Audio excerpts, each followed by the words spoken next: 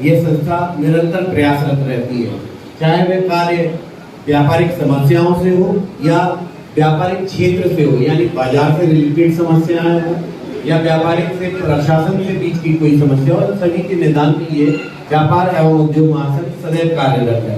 आज हमारा सौभाग्य है कि हमारे बीच वाणिज्य एवं कर मंत्री एवं उप मुख्यमंत्री मध्य प्रदेश शासन श्री जगदीश देवड़ा जी उपस्थित हैं। मैं आप सभी से अनुरोध करूंगा, कृपया करतल ध्वनि से माननीय का स्वागत करें। श्री तुलसीराम जी सिलावट जो गुना से बहुत जुड़े हुए हैं, जल संसाधन मंत्री हैं, आप हमारे बीच उपस्थित हैं। श्री कृष्ण मुरारी लाल जी मोघे पूर्व संसद मंत्री भाजपा मध्य प्रदेश हमारे बीच उपस्थित हैं। अति शोभायमान मंच में हमारे सम्मानीय श्रीमती सविता गुप्ता जी नगर पालिका अध्यक्ष गुना, संदीप जी गोयल, श्री आलोक जी विजयवर्गीय, श्री राधेश्याम जी बारिक, श्री अरुण चतुर्वेदी जी और भाजपा जिला गुना को इस समय नेतृत्व कर रहे और विधानसभा में जिन्होंने शानदार नेतृत्व किया श्री धर्मेंद्र जी सिकरवार, आप इन सभी का स्वागत करें। स्वागत की इस बेला में मैं व्यापार एवं महासंघ के अध्यक्ष श्री राजेश अग्रवाल जी से अनुरोध करूंगा, कृपया वह आए और स्वागत भाषण के द्वारा, सबसे पहले स्वागत भाषण से शब्दों के द्वारा आप अपना कार्यक्रम प्रारंभ करें।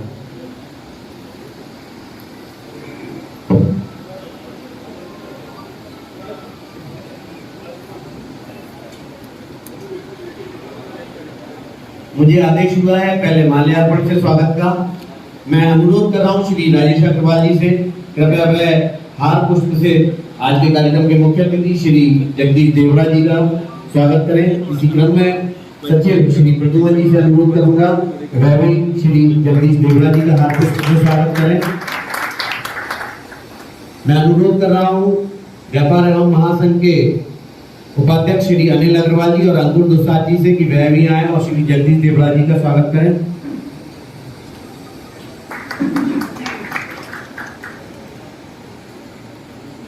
मैं अनुरोध कर रहा हूं श्री महेश जी रघुवंशी एवं श्री आशीष जी मंगल से कि वे आए और श्री तुलसीराम जी सिलावट मंत्री मध्य प्रदेश शासन का माल्यार्पण द्वारा स्वागत करें।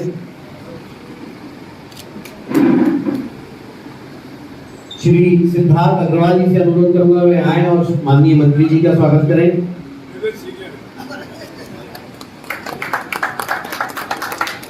मैं अनुरोध कर रहा हूं केमिस्ट एसोसिएशन से श्री संतोष जी श्रीवास्तव, श्री अभिषेक जी तिवारी, लाव ब्रजेश जी यादव और श्री दिलीप अग्रवाल जी से मैं अनुरोध करूंगा कि कृपया वेद प्रकाश जी का स्वागत करें।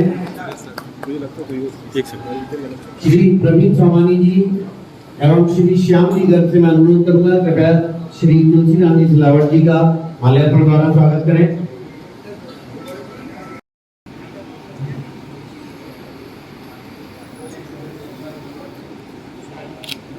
श्री सुरेश जी सिंघल से अनुरोध कर रहा हूं, कृपया वह आए और श्री धर्मेंद्र सिकरवार जी जिला अध्यक्ष महोदय का स्वागत करें।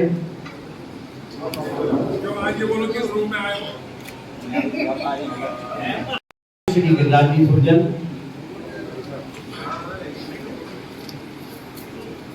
और जो आसपास में किसी को अगर याद हो, किसी से रह गया हो तो मुझे मदद कराएं और आपके नाम लेकर आएगा वे भी आ सकते हैं। अतिथि देवो स्वागत हमारी परंपरा है, तो नाम की शायद आवश्यकता नहीं है, आप आ सकते हैं, अतिथियों का सत्कार कर सकते हैं। घासीलाल जी हमारे लक्ष्मीगंज व्यापारी संघ के अध्यक्ष, कृपया आए और मुख्यमंत्री महोदय साहब घासीराम जी क्षमा करें, घासीराम जी आए और मुख्यमंत्री महोदय का स्वागत करें लक्ष्मीगंज व्यापारी संघ में। हमें हमारे सभी बंधुओं से माननीय मुख्यमंत्री जी के आगे यदि आप लोग संतुष्ट हो तो ये माला जिसे आप सबकी तरफ से यह कहकर स्वीकार करो हमारे भावों के कुछ अक्षर मुख्यमंत्री जी आपका व्यापार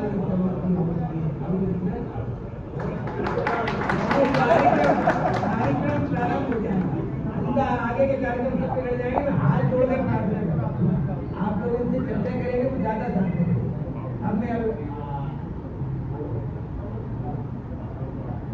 बोलिए भारत माता की, भारत माता की, भारत माता की। आज के इस कार्यक्रम के मुख्य अतिथि माननीय श्री जगदीश देवड़ा जी, हमारे उप मुख्यमंत्री, वाणिज्य कर मंत्री, सांख्यिकी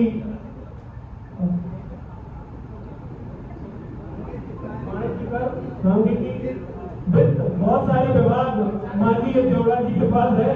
याद रखना आसान नहीं है। मैं घर से पढ़कर आया था लेकिन रास्ते में भूल गया, इसलिए क्षमा करें। तो बहुत सारे विभाग है और पूर्व में भी माननीय उप मुख्यमंत्री जी ने कई मंत्रालयों में अपना योगदान दिया है। भरपूर अपने प्रयत्न से ऊंचाइयों को छुआ है। मैं सदन से अपील करूंगा, जोरदार करता जरूर करें। हमारे बीच आज हमारी पार्टी भारतीय जनता पार्टी मध्य प्रदेश में जिस मुकाम पर है, उसमें हमारे बीच पधारे पूर्व संगठन मंत्री माननीय श्री कृष्ण मुरारी भोगे जी का महत्वपूर्ण योगदान है। उनके समय से हम लगातार पायदान करते चले आ रहे हैं और आज विधानसभा रिजल्ट हमारा देख रहा है। तो मैं उनके लिए अभी एक बार फिर करता हूँ स्वागत की अपील। हमारे अतिथि कहूं तो शायद उचित नहीं होगा, हमारे पारिवारिक सदस्य माननीय जल संसाधन मंत्री तुलसी भैया, मैं तुलसी भैया को पारिवारिक सदस्य मानता हूँ। मेरी बहुत सारे संबंध है भैया से और इनकी बिटिया भी मेरे घर में आई है, तो सामने भी होते हैं। तो तुलसी भैया के लिए मैं बहुत जोर से तालियों की अपील करता हूँ। महाराष्ट्र इंडिया के हर चुनाव में तुलसी भैया घर छोड़कर गुना पूरे समय अपना गुना को देते हैं, गुना लोकसभा को देते हैं। हृदय से आभार, बहुत बहुत धन्यवाद तुलसी भैया। मंच पर उपस्थित हमारे विधानसभा गुना एवं बमोरी के प्रभारी वेद प्रकाश जी शर्मा भाई साहब, मैं उनके लिए भी सदन से अपील करूंगा कि जोरदार तालियों से स्वागत करें।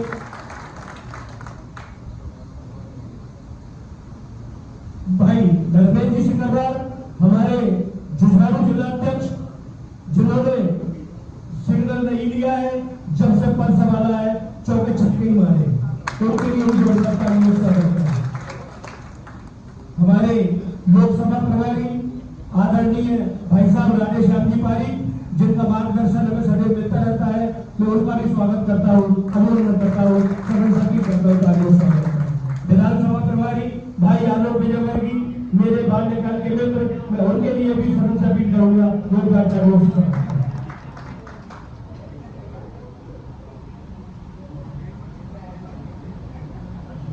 श्री संदीप सिंह जी रघुवंशी, मैं उनके लिए भी सदन से अपील करूंगा कि जोरदार तालियों से स्वागत करें। मेरे भाई और मेरे वैश्य महासम्मेलन में मेरे साथ महामंत्री विकास जी नगराली, जिनके बिना कोई छुपता नहीं है, ऐसा गुना में कहा जाता है, तो उनके लिए भी जोरदार तालियों से स्वागत करें। अरुणी चतुर्वेदी, हमारे मित्र, भारतीय जनता पार्टी के बड़े कर्मठ कार्यकर्ता, कई पदों को उन्होंने सुशोभित किया है, मैं उनके लिए भी जोरदार तालियों से स्वागत की अपील करता हूं। मेरे भाई अमित सोमानी, मेरे मित्र, मेरे चैम्बर ऑफ कॉमर्स में चार्टर प्रेसिडेंट, उनके लिए भी मैं सदन से अपील करूंगा कि स्वागत करें, अभिनंदन करें।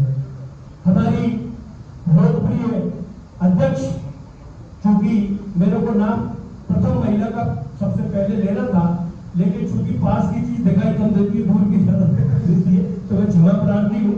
भाभी जी श्रीमती सविता अर्पित गुप्ता, जो बहुत ही अच्छा काम देख रही हो, उनके निर्देशन में शहर में बहुत अच्छा काम हो रहा है, मैं उनके लिए भी सदन से अपील करूंगा, जोरदार तालियों से स्वागत करें। मेरे कार्यक्रम में आज के सहयोगी और हमारे भारतीय जनता पार्टी के व्यापारी प्रकोष्ठ के जिला संयोजक कुलदीप गोयल, उनके लिए भी स्वागत करें।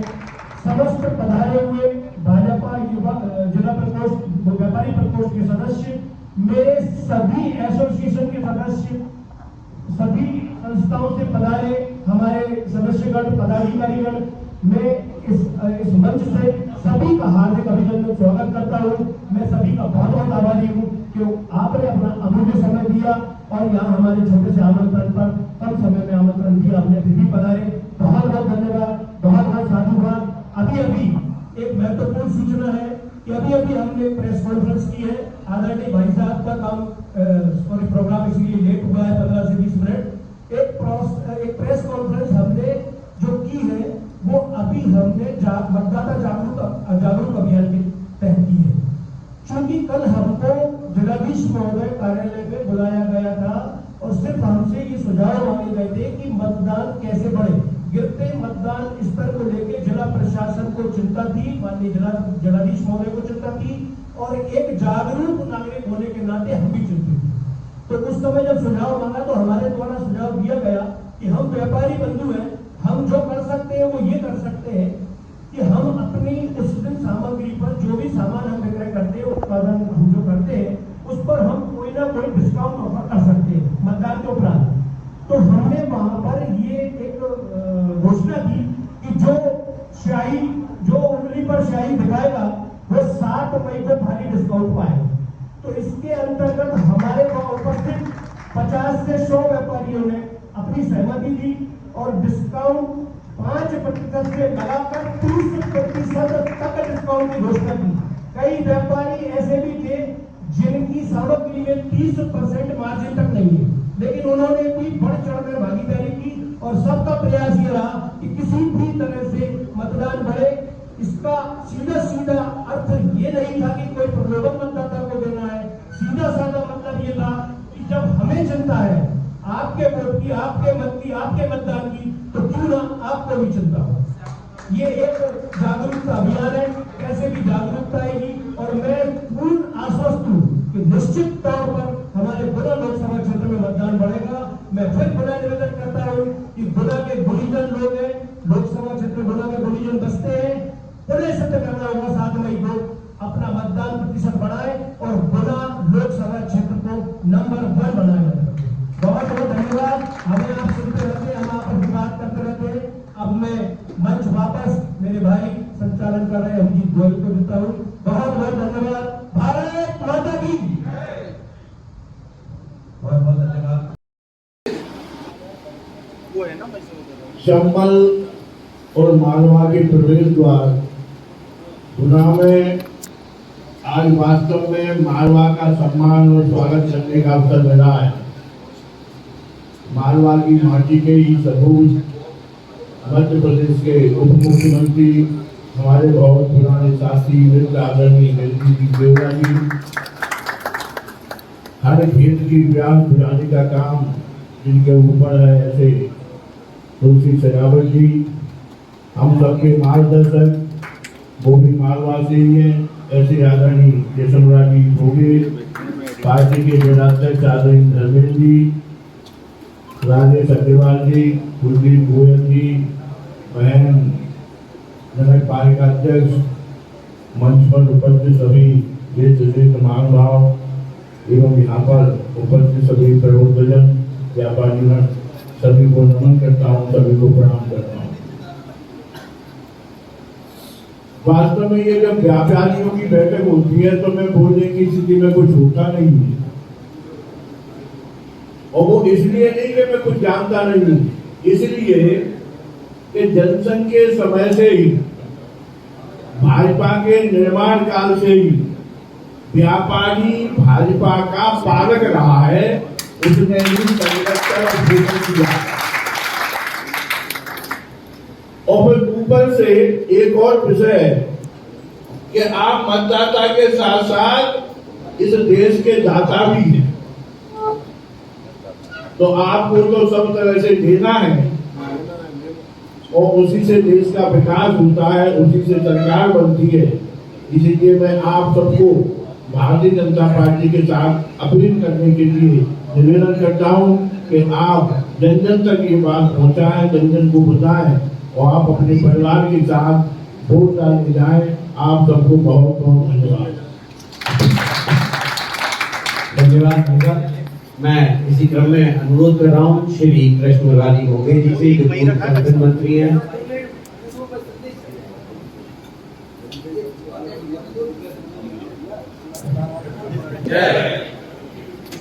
आज व्यापारी समुदाय की बैठक में हमारे बीच में उपस्थित वित्त मंत्री, उप मुख्यमंत्री, लक्ष्मीपुत्री की है ना ये दादी बना के ये लोग पूरा सम्मानित देवानी संगठन को गढ़ने वाले, मध्य प्रदेश की भाजपा को मजबूत करने वाले हम संजय मोदी जी,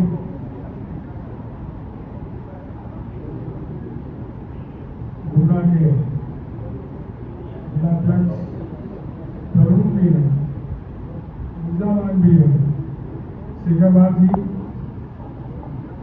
अभी सब याद जानते हैं जामन की आवश्यकता होती है, उनकी गुना का हमारे देश पर काम किया, पहले गुना नहीं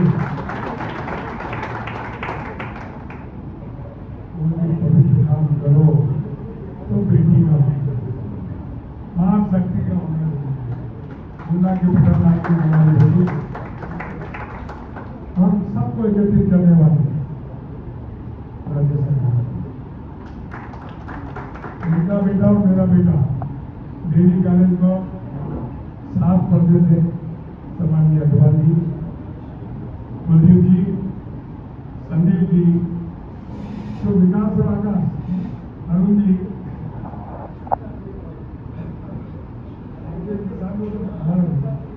विजयवर्गीय जी, पारित जी ने बहुत बोला था, बहुत बोला था राय साहब जी, पूर्व विधायक सामान्य राजेंद्र जी,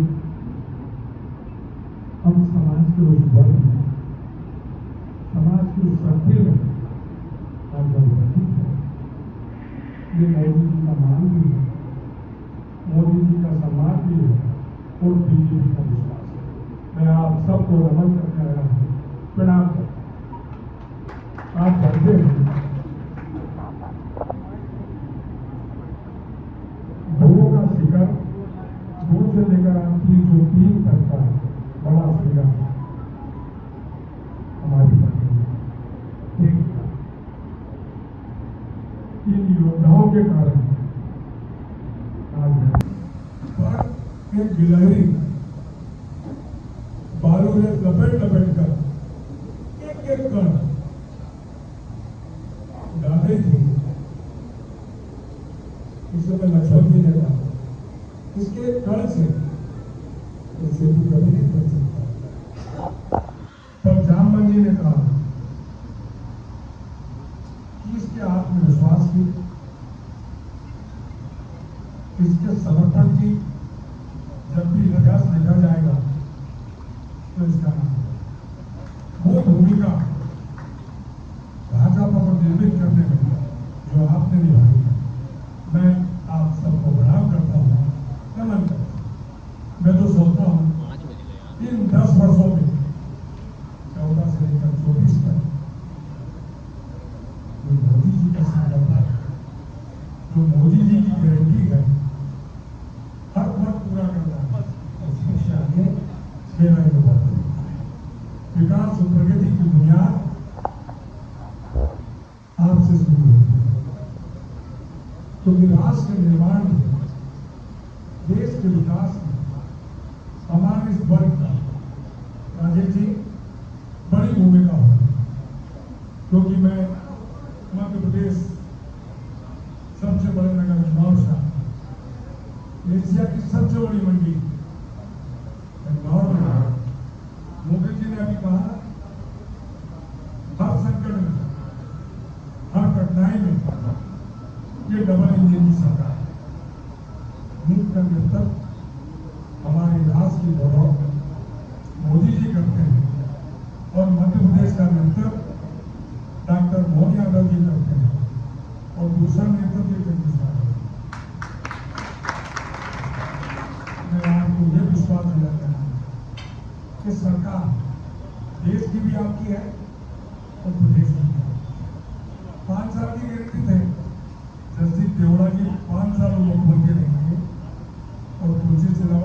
सेवा करेंगे। और प्रेरणा कौन देगा? मोदी जी और बेटा। क्यों राजी?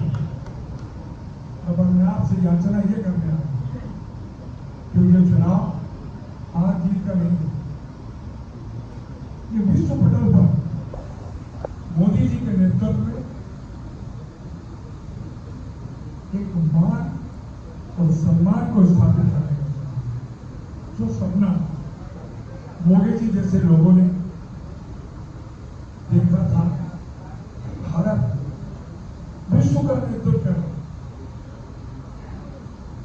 विश्व के पटल पर देशों में भारत की साख बने, पर हम सौभाग्यशाली हैं कि आज का नेतृत्व मोदी जी कर रहे हैं। आप नहीं मानते, उस दिशा में हमारा राष्ट्र आगे बढ़ रहा है। भारत का प्रधानमंत्री विश्व के किसी भी देश में जाता है तो मोदी जी के नारे रखते हैं। तो मोदी जी का सम्मान है, ये पूरे भारत का हमारा सम्मान। यह सबसे शक्तिशाली विश्व का राष्ट्रपति अमेरिका का आपके प्रधानमंत्री से ऑटोग्राफ मांगे, ये हमारे लिए गर्व की बात। भारत का एक पुत्र, एक सपूत ऐसा भी हुआ, उसने विश्व का ध्यान पलट दिया। उस व्यक्ति का नाम नरेंद्र मोदी। आप जानते हैं यूक्रेन और रूस का युद्ध हो रहा था। भारत के लगभग 5 लाख बेटे और बेटियां वापस गए। आपके प्रधानमंत्री जी ने दोनों राष्ट्रपति से बात करी कि मेरे भारत के बेटे और बेटियां आपके दोनों देशों में से उसको सुरक्षित लाना है। आप जानते हैं कि इतिहास पलट दिया कि नहीं पलट दिया कि 2 युद्ध आज तक रुके क्या? तो भारत के प्रधानमंत्री बहुत शक्ति थी, दोनों राष्ट्रपति से बात कर उस युद्ध को रोक दिया। यह है भारत का वचन, यह है भारत, यह है मोदी जी, यह है भाजपा। मैं आपसे ये कहना चाहता हूं, उस मोदी जी ने 4 लोगों को भेजा, उसमें से आपका प्रधान माता जी का बेटा श्रीमान ज्योतिरादित्य सिंधिया। आज मोदी जी ने उनके नेतृत्व में आपकी सेवा भेजा है। मेरी आपसे अब की बात 400, अब की बात फिर से मोदी सरकार, मोदी सरकार, ये है लक्ष्मी जी, ये है भाजपा। तो मैं आपसे ये याचना करने आया, ये तभी संभव है कि आपका एक वोट, आपका एक वोट मोदी जी को नई शक्ति देगा, विश्व पटल पर आगे बढ़ने की प्रेरणा देगा। प्रेरणा देगा तभी संभव है कि आपके जीवन में 5 दिन देश के प्रधानमंत्री नरेंद्र मोदी बन जाओ, मध्य प्रदेश के मुख्यमंत्री बन जाओ, मध्य प्रदेश के उप मुख्यमंत्री जगदीश देवड़ा बन जाओ, और एक वोट अपना पैसा, अपने परिवार का, अपने इस मित्र का जो आपके वहां काम करते हैं, 7 तारीख को वोट देंगे। पर हम भी पूरी भाजपा आपके सामने संकल्प लेती है, आप जीवन के 5 दिन दे दो, पूरी भाजपा जीवन भर आपकी सेवा करेगी। यह आपको मैं फिर से राजेश जी, आपकी पूरी टीम का कृतज्ञ हूँ, क्योंकि मेरा भी कहीं ना कहीं मेरी भी कमजोरी और मोदी जी की कमजोरी, क्योंकि सीधे सांसद आप लोगों के बीच में होता, आप इस व्यापारिक वर्ग में ही उठता बैठता हो, यही विश्वास दिलाता हूँ आपके सम्मान की रक्षा। क्योंकि आप जानते हैं वेद प्रकाश जी ने कहा था, फिर हम सुनते थे ये पूरी भाजपा तो ही है ना, भाजपा पूरी, तो आप संकोच नहीं करें, पूरी भाजपा की आपके साथ खड़ी है। हमारे अध्यक्ष जी बैठे बोले तरुण है मुस्कुराना, हम सब इनके पीछे। और जब लक्ष्मीपुत्र खुद आ गए हैं मध्य प्रदेश, वो मुख्यमंत्री आ गए हैं, और मैंने इनकी तारीफ सुना जब ये प्रभारी मंत्री थे, बाकी में व्यक्ति ये मंत्री के साथ एक अच्छे इंसान भी है। मैं फिर से राजीव जी आपका आभार मानता हूँ, और आपसे अनुरोध करता हूँ इस राष्ट्र के लिए विश्व पटल में स्थापित होने के लिए जो राम को लाए, दोनों मुट्ठी बांध जय जय श्री राम। जरा आवाज ही पहुंची दिल्ली तक, जय जय श्री राम। बहुत बहुत धन्यवाद आदरणीय श्री सिलावट जी। मैं अनुरोध कर रहा हूँ भाजपा के जिलाध्यक्ष कि हम कैसे करके मोदी को रोक सकते हैं, पर व्यापारी संगठन का या सभी प्रवचन है, इनका आशीर्वाद मोदी जी के ऊपर और हमारे प्रत्याशी लोकप्रिय महाराज साहब ज्योतिरादित्य सिंधिया जी के ऊपर हमेशा से रहा है। सिंधिया परिवार का नाता इससे 1-2 साल से 10 साल से नहीं है, इस गुना जिले से, इस लोकसभा से पीढ़ियों से रिश्ता रहा है। उनका भाव सेवा भाव हमेशा रहा है। राजनीति कोई उनके लिए व्यापार नहीं, राजनीति उनके लिए कि मेरे जो परिवार है उसमें खुशहाली कैसे आए, उस जिले का विकास कैसे हो, उसमें तरक्की कैसे आए, उस बात की बेहतर चिंता करते हैं। तो मैं इतना ही कहूँगा आप सभी से कि आपने एक वोट दिया तो इस जो हमारा कलम था तस्वीर पर, जहाँ भारत का झंडा फहराते थे, भारत माता की जय बोलते थे, तो हमको गिरफ्तार कर दिया जाता था। आज उस कलम से मुक्ति दिलाई प्रधानमंत्री नरेंद्र मोदी जी ने और देश के गृह मंत्री अमित शाह जी ने दिलाई। आपने एक वोट दिया तो जिनको पास आवास नहीं था उनको प्रधानमंत्री आवास मिला। आपने एक वोट दिया आयुष्मान कार्ड मिला। आपने एक वोट दिया घर घर शौचालय बना। आपने एक वोट दिया तो आज हम देख रहे हैं, चाहे 4 लेन हो, चाहे 6 लेन हो, चाहे 8 लेन हो, यमुना जैसे एक्सप्रेस हाईवे की हम कल्पना नहीं कर सकते थे, ऐसे हाईवे भी हमें प्रधानमंत्री नरेंद्र मोदी जी केंद्र सरकार द्वारा, भारतीय जनता पार्टी के द्वारा किया। आपके एक वोट के कारण हम चांद तक पहुंचे। अब हम सबको 7 तारीख को हमारे मतदान, हम सबको मिलकर अपना स्वयं का वोट तो डालना ही, पर हम स्वयं का वोट घर परिवार के पूरे परिवार के साथ जाएं और आस पड़ोस में 2-3 परिवार है उनको साथ लेके जाएं, क्योंकि वोट परसेंट जो अभी हुआ है 2 चरणों में वोट परसेंट कम है। मतदान हमें सभी को करना है। यदि हमारे व्यापारी संगठन में कई सभी के बच्चे बाहर हैं, कई विदेश भी हैं, सब लोग बाहर पढ़ रहे हैं, तो उनको भी हम कोशिश करें, अभी हमारे पास समय है, उनको बुला लें। और ये धर्म अधर्म की लड़ाई है, धर्म की रक्षा के लिए हम अपने राष्ट्र हित में मतदान करें। आपका एक वोट निश्चित ही भारत को विश्व गुरु बनाएगा। आपका एक वोट भारत की अर्थव्यवस्था को 3 नंबर पर पहुंचाएगा। आपका एक वोट के कारण हमें आज राम मंदिर मिला है। इसलिए सभी से अनुरोध करूंगा, ये राष्ट्रीय यज्ञ है, इसमें हम सब लोग अपनी आहुति प्रदान करें। बहुत बहुत धन्यवाद। जय हिंद, जय भारत।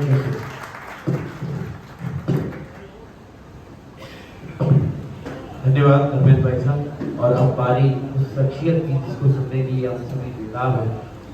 कई नाम हम लोगों ने सुने होंगे, कोई लक्ष्मी पुत्र के नाम से पुकारता है, कोई मुख्यमंत्री के नाम से कहता है। वैसे वास्तव में कुछ ना कुछ खास बात जरूर होगी। जो 8 बार से विधायक है और आज हमारे बीच उपस्थित है, निश्चित रूप से कुछ विशेष बात आदरणीय उप मुख्यमंत्री महोदय में। और मैं अनुरोध कर रहा हूँ, कृपया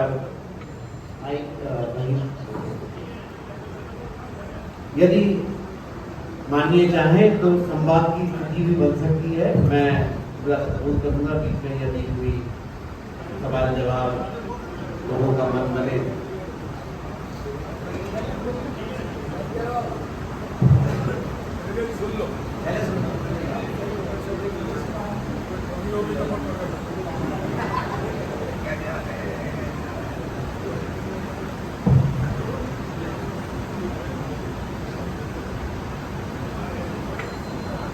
व्यापार एवं उद्योग महासंघ की ओर से इस महत्वपूर्ण कार्यक्रम में मंच पर उपस्थित हमारे सभी वरिष्ठ जन, क्योंकि मुझे पता है कि यहाँ मेरे बारे में जरूर कहा कि उप मुख्यमंत्री आप बार चुनाव लड़िए, वित्त मंत्री, लेकिन मैं समझता हूँ कि यहाँ जितने बैठे हैं उन सबसे छोटा मैं हूँ, इसलिए मेरे से सब वरिष्ठ हैं यहाँ पर। इसलिए मंच पर बैठे हुए मेरे सभी वरिष्ठ जन, उपस्थित प्रबुद्ध जन यहाँ बैठे हैं, व्यापारी बंधु, हमारे सभी पत्रकार मित्रों, बहुत महत्वपूर्ण चुनाव है। यह बात तो वास्तव में हमारे पूर्व वक्ताओं ने सब कही है और विस्तार से आदरणीय कृष्ण मुरारी मौर्य जी ने भी कुछ बिंदु रखे, तुलसी भैया ने भी, जिलाध्यक्ष जी ने भी, वेद प्रकाश जी ने भी, और कुछ विषय पर तो उन्होंने कहा, लेकिन ये जो हमारे सामने जो लोग बैठे हैं प्रबुद्ध जन, व्यापारी, हमारे बंधु, उद्योगपति, ये केवल मत नहीं देते, ये जनमत का निर्माण करने वाले लोग बैठे हैं।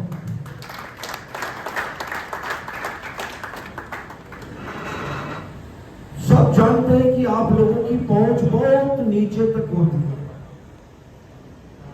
व्यापक संबंध होते हैं, व्यापक लोगों से आपका संबंध होता है, और किसी विचारधारा को अगर पहुंचाना है तो मुझे लगता है कि इससे ज्यादा कोई महत्वपूर्ण लोग नहीं हो सकते।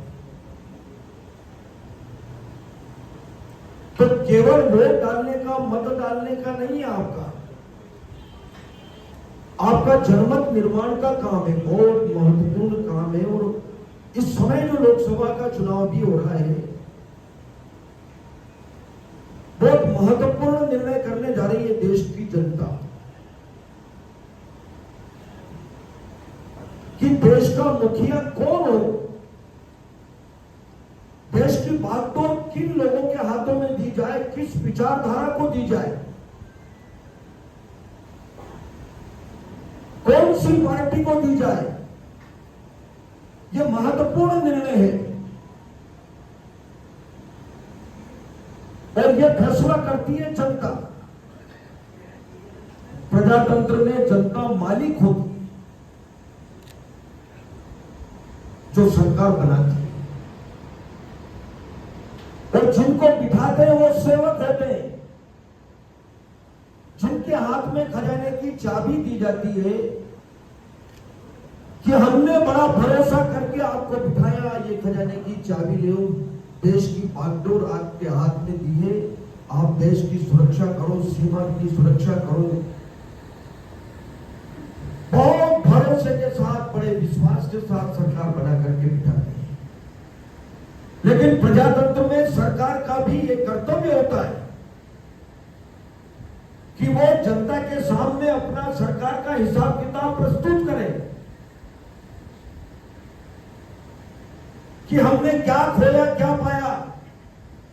जनता ने हम पर भरोसा किया तो हमने जनता के द्वारा दिया गया खजाने में जो हमको धन दिया है, जो पैसा दिया है, जो व्यवस्थाएं दी है, तो हमने क्या किया, इसका हिसाब बताना मैं समझता हूं कि ये बहुत जरूरी है, ये सरकार को बताना चाहिए।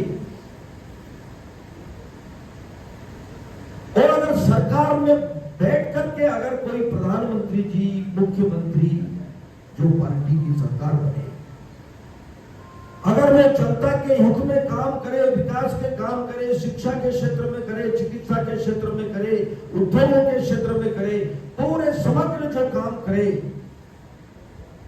तो कोई सरकार किसी के माथे पर एहसान नहीं करती। यह सरकार का राजधर्म है। जगदीश देवड़ा भी अगर वित्त मंत्री बनकर के कोई काम करे तो ये किसी के माथे पर एहसान नहीं है, ये राजधर्म का पालन है, ये करना चाहिए। तेरा तुझको अर्पण क्या लागे मेरा, ये जनता का पैसा ठीक जगह खर्च हो जाए, ठीक व्यवस्थाएं हो जाए, इसके लिए लोग बिठाते हैं। लेकिन दुर्भाग्य है इस हिंदुस्तान का कि आजादी के बाद मुझे लगता है कि जितने चुनाव हुए वो परिवारवाद पर हुए, वो जातिवाद पर हुए, वो तुष्टीकरण से प्रभावित, वो भ्रष्टाचार से प्रेरित होकर के हुए। एक परिवार का राज चलता रहा, उसके आधार पर प्रभावित किया, जातिवाद के आधार पर प्रभावित किया प्रजातंत्र को, कहीं तुष्टीकरण के ऊपर प्रभावित किया, भ्रष्टाचार के ऊपर किया। लेकिन मुझे बोलते हुए खुशी है, प्रसन्नता है कि इस देश के प्रधानमंत्री को जो आशीर्वाद मिला देश की जनता का, और जब से नरेंद्र मोदी जी प्रधानमंत्री बने 2014 से, तो ये जो चार नासूर है, परिवारवाद, जातिवाद, तुष्टीकरण, भ्रष्टाचार, इन चार नासूरों को पूरी तरह से समाप्त करने का काम किया तो नरेंद्र मोदी जी ने। सही में चुनाव हो, प्रजातंत्र में सही चुनाव हो, निष्पक्ष चुनाव हो, इसका काम किया तो नरेंद्र मोदी जी ने किया। अभी पूरा विचार आया कि भाई आखिर हिंदुस्तान किसके हाथ में दिया जाए, कौन देश की सुरक्षा करेगा। ये सारी बातें, व्यापार, उद्योग, सारी चीजें जब निर्भर होती है कि जब व्यक्ति सुरक्षित होगा। अगर व्यक्ति सुरक्षित नहीं होगा, सीमाएं सुरक्षित नहीं होगी, तो मुझे नहीं लगता कि लोग इस देश में रहने वाले ठीक से काम कर पाएंगे। अभी कहा आर्थिक दृष्टि से सबको मालूम है कि जब पंडित अटल बिहारी वाजपेयी जी प्रधानमंत्री थे, उस समय हमारे देश की आर्थिक व्यवस्था की दृष्टि से 11वें नंबर पर थे। पंडित अटल बिहारी वाजपेयी जी जो प्रधानमंत्री थे वो 11वें नंबर पर छोड़ करके गए थे। उसके बाद लगातार कांग्रेस की सरकारें रही, लेकिन 11 से 10 पर नहीं आए। लेकिन जब आपने सबने मिलकर के जो नेतृत्व दिया नरेंद्र मोदी जी का, तो आज हमारी अर्थव्यवस्था में हम 5वें नंबर पर हैं। और ये दुर्भाग्य है इस हिंदुस्तान का। मैं बहुत सोचता हूं, कभी कभी मेरे मन में विचार आता है कि आखिर इस देश में 7 वर्षों तक एक पार्टी ने राज किया। 7 वर्षों तक कोई छोटा कार्यकाल नहीं है। आजादी के बाद 60 वर्षों तक कोई सरकार में बैठे, और वो सरकार हिंदुस्तान को कैसा छोड़ करके गई, कैसा हिंदुस्तान हम सब लोग देखते हैं, कैसा हिंदुस्तान छोड़ करके गई है। कांग्रेस पार्टी छोड़ के गई, कैसा हिंदुस्तान, क्या विचारधारा थी, किस विचारधारा पर काम कर रहे थे, क्या सिद्धांत, क्या उद्देश्य, क्या सोच करके काम किया उन्होंने। मुझे नहीं लगता कि कोई विचारधारा थी उनकी। इसीलिए भारतीय जनसंघ की स्थापना हुई, इसीलिए कि राजनीतिक क्षेत्र में कोई विचारधारा को लेकर काम करने वाला दल है नहीं। डॉक्टर श्यामा प्रसाद मुखर्जी भी उसमें थे, पंडित जवाहरलाल नेहरू के मंत्रिमंडल में उद्योग मंत्री थे। लेकिन लियाकत समझौता और तुष्टीकरण, इन सब बातों के विरोध में उन्होंने अपने मंत्रिमंडल से इस्तीफा देकर के उन्होंने जनसंघ की स्थापना करी और कोई विचारधारा को लेकर के काम प्रारंभ किया, एक राजनीतिक दल बनाया। 21 अक्टूबर 1951 को जनसंघ की स्थापना पंडित दीनदयाल उपाध्याय जी की उपस्थिति में डॉक्टर श्यामा प्रसाद मुखर्जी, बलराज मनोज जी और विचारधारा कि गौ हत्या पर प्रतिबंध लगना चाहिए, धारा 370 समाप्त हो, देश में समान नागरिक संहिता लागू हो, एक मिशन के तौर पर एक उद्देश्य लेकर के, कोई विचारधारा लेकर के काम शुरू किया। पार्लियामेंट में चाहे 2 लोग जीत करके गए, लेकिन हमारी विचारधारा कहीं ना कहीं पार्लियामेंट में हमारी विचारधारा पहुंचे, लोगों के बीच में हमारी विचारधारा पहुंचे, और विचारधारा को लेकर के हमने काम प्रारंभ किया। सरकार बनाना केवल उद्देश्य नहीं था कि हम केवल सरकार बना देंगे और हम जैसा कांग्रेस ने 60 साल किया कि भ्रष्टाचार में लिप्त हो गए, अरबों खरबों के भ्रष्टाचार घोटाले कर दिए, या गाड़ी घोड़े लेकर के घूमते रहे, दिल्ली में ऐश करते रहे। इसलिए सरकार बनाने का उद्देश्य नहीं था। इसलिए डॉक्टर श्यामा प्रसाद मुखर्जी, पंडित दीनदयाल उपाध्याय जी, सरकार माला पहनने के लिए नहीं थे। और मैं अभी भी कहता हूं, मैं अभी भी जब मैं बताता हूं तो हम लोग कहते हैं, जब बोलते हैं तब, कि नहीं, राजनीतिक क्षेत्र में अगर काम कर रहे हैं, सरकार बना रहे हैं, मुख्यमंत्री बन रहे हैं, उप मुख्यमंत्री बन रहे हैं, मंत्री बन रहे हैं, प्रधानमंत्री बने, केवल स्वागत सत्कार के लिए नहीं, माला पहनने के लिए नहीं बन रहे, हम किसी विचारधारा के लिए बन रहे हैं। देश को कहीं, राष्ट्र को हम विश्व गुरु के स्थान पर ले जाने के लिए कर रहे हैं। कोई उद्देश्य, इस हिंदुस्तान की दिशा और दशा दोनों बदलने के लिए काम कर रहे हैं। जब जिम्मेदारी आपको मिली, सरकार में आप बैठे हैं, तो इस हिंदुस्तान की दिशा और दशा दोनों बदलना चाहिए। उस उद्देश्य को लेकर के डॉक्टर श्यामा प्रसाद मुखर्जी ने, हम सब जानते हैं, यहाँ बैठे जितने भी विचारधारा के हमारे सारे लोग बैठे हैं, सबको पता है कि डॉक्टर श्यामा प्रसाद मुखर्जी की हत्या जेल में हो गई थी। और वो जेल में हत्या, जब उन्होंने आंदोलन चलाया कि इस हिंदुस्तान में एक देश हमारा, हिंदुस्तान, भारत, हम सिरे पर हाथ रख करके कहते हैं कि ये देश हमारा है, कश्मीर से कन्याकुमारी भारत एक है, लेकिन झंडे दो, कानून दो, प्रधान दो, एक देश, कश्मीर में अलग कानून चलेगा, झंडा अलग लगेगा, प्रधान अलग होगा। ये कांग्रेस ने 60 साल में ये किया, और इसीलिए हम सब लोग गांव-गांव में अलग जगाने का काम कर रहे हैं, विचारधारा को पहुंचाने का काम कर रहे हैं, और इसीलिए उन्होंने झंडा उठाया था। पंडित अटल बिहारी वाजपेयी और सारे बहुत पुराने लोग थे डॉक्टर श्यामा प्रसाद मुखर्जी के साथ। कश्मीर में परमिट लेना पड़ता था, परमिशन लेना पड़ती थी, वहां सांस लेना दुर्लभ था, वहां जमीन नहीं ले सकते थे, लेकिन डॉक्टर श्यामा प्रसाद मुखर्जी के नेतृत्व में आंदोलन हुआ, और डॉक्टर श्यामा प्रसाद मुखर्जी की जेल में हत्या हुई।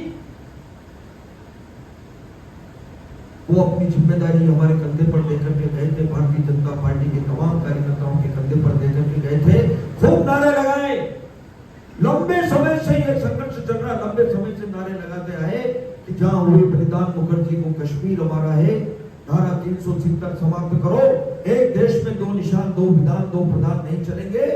और हमको कहते हुए गर्व है, हिंदुस्तान के लोगों को ये गर्व है कि धारा 370 यशस्वी प्रधानमंत्री नरेंद्र मोदी जी ने जब लोकसभा में घोषणा की, तो मुझे लगता है कि हिंदुस्तान के लोगों का सर ऊंचा हो गया। धारा 370 समाप्त हो गया। उनकी जेल में हत्या हो गई। एक विचारक जिनके हम चित्र पर माल्यार्पण करते हैं, पंडित दीनदयाल उपाध्याय जी, जिनके विचारों के आधार पर भारतीय जनता पार्टी काम कर रही है। पंडित दीनदयाल जी भी क्या चाहते थे, उनकी भी बहुत यंग एज में, करीब 52-53 साल की उम्र में उनकी भी रेल में हत्या हो गई। एक हमारे महापुरुष जिनकी जेल में हत्या हो गई, और एक पंडित दीनदयाल उपाध्याय जी जिनकी रेल में हत्या हो गई। दीनदयाल उपाध्याय जी के विचारों के ऊपर चलने वाली ये भारतीय जनता पार्टी, दीनदयाल जी भी यही चाहते थे कि सरकार आखिर बनाना क्यों, और सरकार बन जाए तो करना क्या है। दीनदयाल जी भी यही चाहते थे कि हिंदुस्तान हमारा कैसा होना चाहिए। मेरे साथी सब बैठे, हमारे बहुत उद्योगपति व्यापारी बंधु बैठे हैं, हम सब लोग इस मैदान में, युद्ध के मैदान में हैं। हम जाते हैं, एक नहीं आपने अनेक चुनाव करवा दिए, अनेक पार्टियों को भी देखा होगा। सीमित है पार्टियां, चाहे वो शरद पवार हो, चाहे मुलायम सिंह हो, चाहे लालू यादव हो, सोनिया गांधी हो, चाहे जो हो, कोई अपने बेटे को, कोई भतीजे को, परिवार तक सीमित है। वो राष्ट्र के बारे में विचार करने वाली पार्टियां नहीं है। लेकिन ये भारतीय जनता पार्टी है जो दीनदयाल उपाध्याय जी चाहते थे। कैसा हिंदुस्तान छोड़ करके गई कांग्रेस? हमारे हिंदुस्तान में न सीमा के अंदर सुरक्षा, न सीमा के बाहर आतंकवाद माथे पर चढ़ करके बोला। और हिंदुस्तान कैसा छोड़ करके गए? हमको कभी कभी बड़ा विचार आता है, सरकार में बैठे हैं तो ये सरकार की जिम्मेदारी, मैंने पहले ही ये शब्द कहा है कि तेरा तुझको अर्पण क्या लागे मेरा। और कोई सरकार अगर कोई काम करती है, हमारा देश हिंदुस्तान हमारा देश है, गर्व से पहले तो हम ये कहें नेशनलिटी आना चाहिए सबके मन में, देश के प्रति भावना आना चाहिए, हर एक एक बच्चे के मन में ये आना चाहिए कि ये देश मेरा है और मेरा देश कैसा होना चाहिए। ये भारतीय जनता पार्टी इसलिए काम कर रही है, इसलिए हम युद्ध के मैदान में हैं, इसलिए हम चाहते हैं कि नरेंद्र मोदी जी प्रधानमंत्री बनकर के बैठे, ताकतवर प्रधानमंत्री बैठे। कैसा हिंदुस्तान, कभी कभी तरस आता है। हम सब लोग बहुत सफर करने जाते हैं हिंदुस्तान में, अनेक जगह बड़े बड़े शहरों में भी जाते हैं, लेकिन देखते हैं कि हिंदुस्तान की जनता, कई परिवार, हमारे लाखों परिवार आसमान के नीचे जिंदगी जीने को मजबूर होते हैं। रेलवे स्टेशन के किनारे, गंदे नालों के किनारे कीड़े मकोड़े की तरह इंसान इस हिंदुस्तान में अपनी जिंदगी बिता रहे। ठंड में, गर्मी में, बरसात में, आसमान के नीचे प्लास्टिक की सीट लगा करके ऐसा हिंदुस्तान छोड़ करके गए 60 वर्षों तक रहने के बाद। ये दुर्भाग्य है। हम इसलिए काम कर रहे हैं, केवल इसलिए काम नहीं कर रहे हैं कि हम उप मुख्यमंत्री बने, मुख्यमंत्री बने, हम माला पहन करके घूमे, स्वागत करें, सत्कार करें। ये तो एक सम्मान है, ये तो एक संस्कार है, हमारी संस्कृति है कि हम हमारे व्यक्ति को कुछ बना करके बिठा देते हैं, चुनाव जिताते हैं, बिठाते हैं और माला पहना करके स्वागत करते हैं। लेकिन बंधुओं, इसलिए काम नहीं कर रहे हैं राजनीतिक क्षेत्र में कि हम रोज माला पहन करके घूमेंगे, इसलिए काम नहीं कर रहे। हम इस हिंदुस्तान की दिशा और दशा दोनों बदलने के लिए काम कर रहे हैं, इसलिए काम कर रहे हैं। कितना बुरा लगता है साथियों, मैं कभी कभी जब बैठता हूँ, कभी विचार करता हूँ कि दीनदयाल जी सही कहते थे कि जो सबसे पीछे खड़ा है, सबसे कमजोर है, सबसे शोषित है, पीड़ित है, उसको मुख्य धारा से जोड़ना, उसको बराबरी में ला करके खड़ा करना, ये हमारा कर्तव्य है। ये एहसान नहीं है, कर्तव्य है, वो करना चाहिए। दीनदयाल जी कहते थे कि हम दीपावली मनाएं, होली मनाएं, चाहे जो त्योहार मनाएं, और परिवार में बैठ करके हम बच्चों को 5 पकवान खिलाएं, दरवाजे की कुंडी लगा दें। लेकिन अगर पड़ोस में अगर कोई गरीब के बच्चे भूखे हैं, परिवार भूखा है, तो उस 5 पकवान में हमको स्वाद नहीं आ सकता है। हमारी आत्मा कभी गवाह नहीं करेगी। हम जब तक उस परिवार को हम भोजन नहीं करा देंगे, बच्चों को खिला नहीं देंगे, तब तक हमको 5 पकवान को ठीक नहीं लगेंगे। दीनदयाल जी ये चाहते थे कि हिंदुस्तान की धरती पर कोई भूखा न रहे, कोई ऐसा न रहे जिसके तन पर कपड़ा न हो, कोई ऐसा गरीब न हो जो आसमान के नीचे गर्मी, बरसात, ठंड में अपने बच्चों को लेकर के पड़ा रहे, उसके माथे पर पक्की छत का इंतजाम हो, हिंदुस्तान का हर परिवार हो जिसको शुद्ध पीने का पानी मिले, हिंदुस्तान के हर गरीब से गरीब आदमी को इलाज का प्रबंध मिले, शिक्षा का प्रबंध मिले। इसलिए काम कर रहे हैं, इसलिए हम काम कर रहे हैं। और ये काम मुझे कहते हुए गर्व है कि आप सबके आशीर्वाद से, आपने जो आशीर्वाद दिया और सरकार बनाई, ये तीसरी बार के लिए हम प्रयास कर रहे हैं। आपने सरकार बनाई तो मुझे गर्व है यशस्वी प्रधानमंत्री नरेंद्र मोदी जी पर कि उन्होंने हिंदुस्तान के सियासत पर बैठने के बाद में उन्होंने ये चिंता की कि गरीब के माथे पे छत का प्रबंध करने का काम किया। हर गरीब के माथे पे छत हो, शौचालय का प्रबंध हो, जल जीवन मिशन में हर परिवार को शुद्ध पीने का पानी मिले, और बीमार हो जाए तो आयुष्मान कार्ड का 5 लाख की गारंटी देने का काम देश के प्रधानमंत्री नरेंद्र मोदी जी ने किया। ये इसलिए काम कर रहे हैं, इसलिए ये विचारधारा हमारी पहुंचना चाहिए। इस विचार पर हमको काम करना चाहिए। हमारा देश उद्योग के मामले में आगे बढ़े, व्यापार के मामले में आगे बढ़े, हम अर्थव्यवस्था में नंबर 1 पर आ जाएं। ये एक आदमी नहीं कर सकता है। मुझे पता है कि ये सब बैठे हैं, सारे लोग बैठे हैं, सब मिलकर के। मैं सभी उद्योगपति, हमारे व्यापारी बंधुओं से मैं प्रार्थना करूंगा। मुझे पता है कि मुझसे ज्यादा ज्ञान रखने वाले लोग यहाँ पर हैं, बहुत वरिष्ठ लोग हैं जिनका बहुत लंबा अनुभव है, लेकिन मेरे जैसे बहुत सामान्य कार्यकर्ता के मन में जो कभी विचार आता है तो मैं कभी कभी सोचता हूँ कि वास्तव में हम सबको मिलकर के ये बहुत बड़ा महायज्ञ भी हो रहा है और इस अभियान में हम सबको मिलकर के काम करना पड़ेगा, एकजुट होकर के काम करना पड़ेगा। वो घमंडिया गठबंधन चल रहा है, पता नहीं भगवान जाने कौन सा गठबंधन है वो घमंडिया गठबंधन है। वो कौन लोग हैं, सब लगे अपने अपने परिवार के लोगों को बिठाने लगे। इससे देश आगे नहीं बढ़ेगा। वो और मुझे लगता है कि इन सारे उद्देश्यों को पूरा करने के लिए काम बहुत बाकी है। इस हिंदुस्तान की धरती पर बहुत काम बाकी है। मुझे तो आश्चर्य होता है, आप सब जानते हैं कि आखिर एक राम मंदिर में 500 साल लग गए। राम मंदिर के निर्माण में 500 साल लग गए।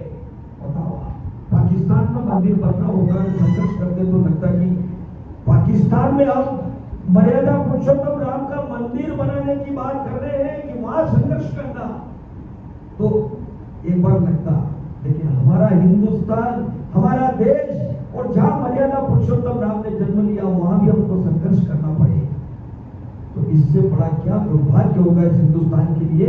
मैं तो यहां तक कहता हूं कि जो 60 साल राज जिनने किया उनको चुल्लू भर पानी में डूब मरना चाहिए। वास्तव में इस हिंदुस्तान में अगर राम के मंदिर के लिए संघर्ष करना पड़े, पर हमने, हमारा संकल्प था, हमारे सारे नेताओं ने, सबने मिलकर के पूरे हिंदुस्तान के लोगों ने तय कर लिया था, इसलिए कहा था कि सौगंध राम की खाते हैं, मंदिर वही बनाएंगे, मंदिर भव्य बनाएंगे। तो वो दिन आया कि 22 जनवरी को पूरे हिंदुस्तान में दीपावली बनी। यशस्वी प्रधानमंत्री नरेंद्र मोदी जी की उपस्थिति में प्राण प्रतिष्ठा का कार्यक्रम हुआ, ये काम किया। इसलिए मैं कहता हूं कि अभी तो ये झांकी है, अभी तो ये झांकी है, मथुरा काशी बाकी है। और केवल मथुरा काशी नहीं, मैं तो ये कहता हूं कि अभी बहुत काम बाकी है। मैं हूं मोदी परिवार। हिंदुस्तान की धरती पर बहुत काम बाकी है। इस हिंदुस्तान की दिशा और दशा दोनों बदलना है और विश्व गुरु के स्थान पर बिठाने के लिए बहुत काम करना है। बंधुओं, अभी केवल हमारा काम समाप्त नहीं हुआ है, केवल सरकार तीसरी बार बन जाएगी, काम इसमें बहुत होंगे। नेतृत्व हमारा बहुत मजबूत है। पूरे विश्व में हिंदुस्तान का मान सम्मान बढ़ाने का काम किया मोदी जी ने। हिंदुस्तान का मान सम्मान बढ़ाया, हमारा सर ऊंचा हो जाता है, नाम देते हैं। वो पार्टी चुनाव लड़ रही है, कांग्रेस पार्टी चुनाव लड़ रही है। मुझे तो कभी कभी आश्चर्य होता है, मैं जाता हूँ दौरे पे, मैं कहता हूँ बहुत सारी बार लोगों को कहता हूँ कि भाई सड़कों का जाल बीच गया, 8 लाइन 4 लाइन 2 लाइन, आप सड़कों का जाल बीच गया, क्रांति आ गई, सिंचाई में क्रांति आ गई। क्या क्या काम नहीं किए मध्य प्रदेश की सरकार ने भी, केंद्र की सरकार ने बहुत बड़े बड़े काम किए। अगर काम के आधार पर, गरीब कल्याण योजनाओं के आधार पर अगर जनता विचार कर ले तो इन कांग्रेस के लोगों की पेटी में एक वोट नहीं निकलना चाहिए।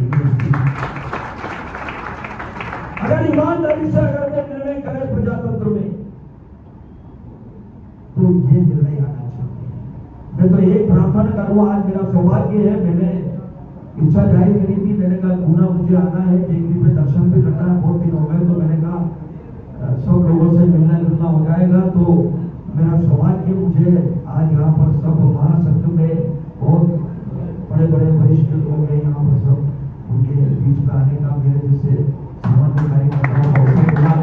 मैं आपका बहुत हृदय से आभारी हूँ। महासंघ का राजेश जी, सबका, हमारे मनोज जी और सब लोग बैठे हैं, अरुण भैया सब लोग यहाँ बहुत बड़े बड़े जिला अध्यक्ष जी। तो मैं इतना जरूर कहूँगा, यहाँ व्यापारी और उद्योग के हैं, मेरे पास जो कमर्शियल टैक्स का जो मुझे जिम्मेदारी दी है, मैंने कहा है राजेश जी को भी कि अगर कोई मेरे लायक आपको लगे व्यापारियों से संबंधित या जीएसटी से संबंधित, कोई बजट से संबंधित अगर कोई ऐसा लगे तो जरूर मुझे याद करना। भोपाल आप आएंगे, आपका मेहमान है, आपका स्वागत है, जरूर मुझे भी अच्छा लगेगा। जो भी होगी मैं यथासंभव आपकी हर संभव मदद करूंगा। आज इस अवसर पर आयोजक लोगों का मैं बहुत हृदय से आभारी हूँ। आप सबका बहुत बहुत धन्यवाद। मैं नारा लगाऊंगा, अब की बार आवाज मोदी जी तक जाना चाहिए। अब की बार, अब की बार